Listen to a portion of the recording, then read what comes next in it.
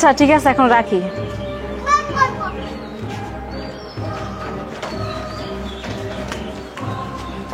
কি ব্যাপার, লাগেছে তো হালকা লাগতেছে। আরে এখান তো তালাও তো নেই, আর ব্যাগের চেন খোলা মানে আশ্চর্য। দেখি, হাই হাই, কি ব্যাপার, এত হালকা লাগতেছে।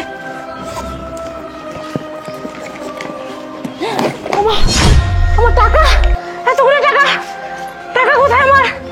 হাই হাই, আশেপাশে দোকানও বন্ধ, কাকুতে কোথাও দেখা যাচ্ছে না। আমি কি করবো এখন? আমার টাকা কোথায় গেছে?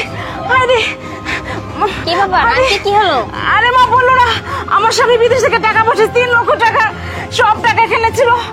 এখন মাত্র দেখা যাচ্ছে 1 লক্ষ টাকা, সব টাকা নিয়ে গেছে 2 লক্ষ টাকা। আমি এখন কি করি? কি বলতেছেন? দোকানও বন্ধু। আমি, আপনার টাকা চুরি হয়ে গেছে, আপনার কাছে ব্যাগ ছিল, আপনি কি টের পাননি? আমি ব্যাগ ছিল সাথে, আমি একটু কথা বলতে লাগছিলাম মোবাইলে, কিন্তু কি কি করবো এখন মা? আমি আমার তো বেশি খুঁজে পারতেছি, আমি এতগুলো টাকা। আচ্ছা শুনুন, আপনি একটু শান্ত হন। শুনুন, এই এলাকাটা না খুব খারাপ, এখানে মাঝে মধ্যে ডাকাতি হয়, চুরি হয়, কত কিছু হয়। আর আপনি এখান দিয়ে যাচ্ছিলেন, টাকায় যে হারিয়ে ফেলছেন। যাই হোক, আপনি কোনো চিন্তা করবেন না, সামনেই থানা আছে, আপনি ওখানে যান, গিয়ে কমপ্লেন করুন, দেখবেন একটা ব্যবস্থা করে দিবে।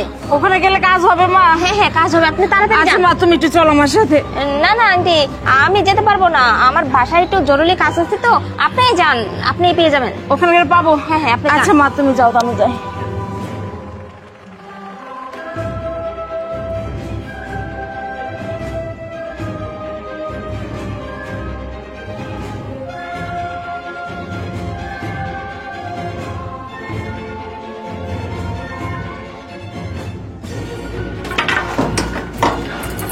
নগদ 2 লাখ টাকা।